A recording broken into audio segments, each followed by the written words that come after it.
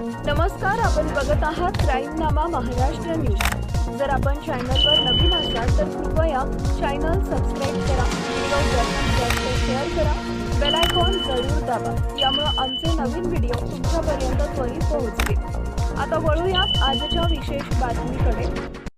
मंगेश काळोखे हत्या प्रकरणात पोलिसांची थरारक कारवाई। अवघ्या 26 तासात देवकर पिता पुत्र अटकेत। रायगड जिल्ह्यात खळबळ उडवून देणाऱ्या मंगेश काळोखे हत्या प्रकरणाचा तपास करताना रायगड पोलिसांनी उल्लेखनीय यश मिळवलं आहे। अवघ्या 26 तासात या प्रकरणातील मुख्य आरोपी रवींद्र देवकर आणि त्याचा मुलगा दर्शन देवकर यांना पोलिसांनी अटक करत गुन्ह्याला महत्त्वपूर्ण वळण दिलंय। नागोठाणे परिसरात झालेल्या या थरारक कारवाईमुळे जिल्हाभरात एकच चर्चा सुरू झाली आहे। खोपोलीतील शिवसेना शिंदे गट पक्षाच्या नवनिर्वाचित नगरसेविका मानसी काळोखे यांचे पती मंगेश काळोखे यांची सकाळच्या सुमारास भर रस्त्यात धारदार शस्त्रांनी निर्गुण हत्या करण्यात आली होती। या घटनेमुळे खोपोली शहरासह संपूर्ण रायगड जिल्ह्यात दहशतीचं वातावरण निर्माण झाले होते। घटनेनंतर आरोपी फरार झाल्याने नागरिकांमध्ये भीतीचे सावट पसरले होते। प्रकरणाचं गांभीर्य लक्षात घेत जिल्हा पोलीस अधीक्षक अचल दलाल यांनी तपासाची सूत्र स्वतःकडे घेत तातडीने विशेष पथकं कार्यरत केली। खोपोली, नवी मुंबई, मुंबई विमानतळ तसेच रायगडमधील विविध संवेदनशील ठिकाणी आरोपींचा शोध घेण्यात आला। सीसीटीव्ही फुटेज, तांत्रिक विश्लेषण आणि गोपनीय माहितीनुसार पोलिसांनी आरोपींच्या हालचालींवर सतत नजर ठेवली होती। दरम्यान रवींद्र देवकर आणि दर्शन देवकर हे वाहनातून जिल्ह्याबाहेर पसार होण्याच्या तयारीत असल्याची ठोस माहिती पोलिसांना मिळाली। त्यानुसार पहाटेच नागोठाणे परिसरात सापळा रचण्यात आला। आरोपींची गाडी दिसताच पोलिसांनी नियोजनपूर्वक पाठलाग सुरू केला।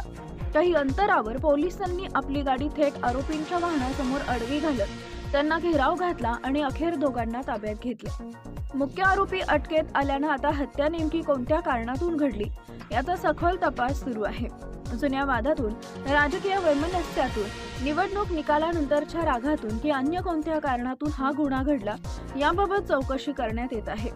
पोलीस कोठडीत होणाऱ्या चौकशीत या हत्येचा संपूर्ण कट, संभाव्य सह आरोपी आणि इतर सूत्रधारांची माहिती उघड होण्याची शक्यता वर्तवली जाते। दरम्यान या प्रकरणाचे राजकीय पडसादही उमटू लागले। या हत्या प्रकरणात नाव गोवण्यात आलेले राष्ट्रवादी काँग्रेस अजित पवार गट नेते सुधाकर घारे यांनी आपला सहभाग नाकारलाय। खोपोलीतील हत्या प्रकरणाशी आपला कोणताही संबंध नसल्याचा दावा करत आपल्यावर हेतुपुरस्पर आरोप करण्यात आल्याचं त्यांनी सांगितलं। या घटनेबद्दल दुःख व्यक्त करत आपण स्वतः पोलिसांसमोर हजर राहून सर्व खुलासा करणार असल्याचंही त्यांनी स्पष्ट केलं असून न्याय व्यवस्था व पोलीस प्रशासनावर पूर्ण विश्वास असल्याचं त्यांनी नमूद केलंय।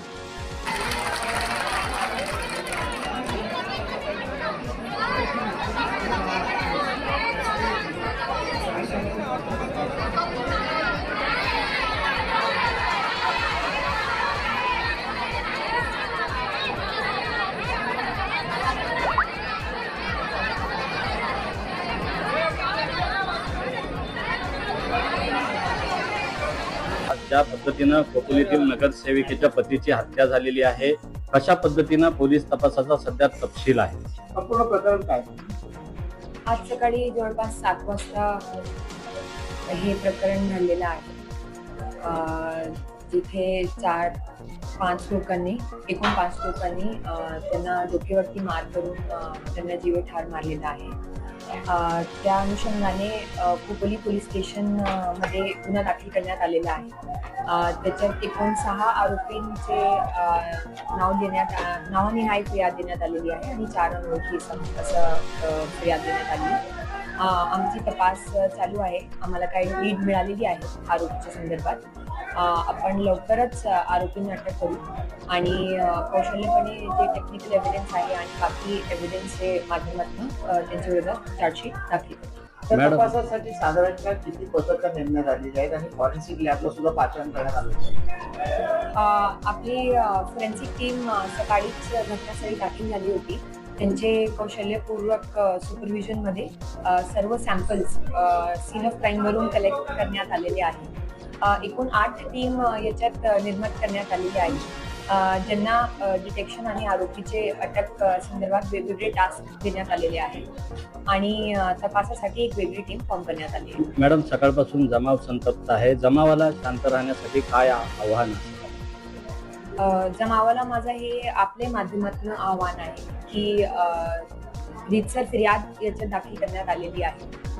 काही आम्हाला याच्यात लीडही मिळालेली आहे. आपण लवकरच आरोपीला अटक करू आणि ते कायदेशीर जे पद्धत आहे कायद्याला त्यांनी हाती घेतला नाही पाहिजे, तसं मी त्यांना आव्हान करते. पुन्हा एकदा विनंती, कृपया चॅनल सबस्क्राईब करा, व्हिडिओ जास्तीत जास्त शेअर करा, आपले विचार कॉमेंटच्या माध्यमातून आम्हाला जरूर कळवा.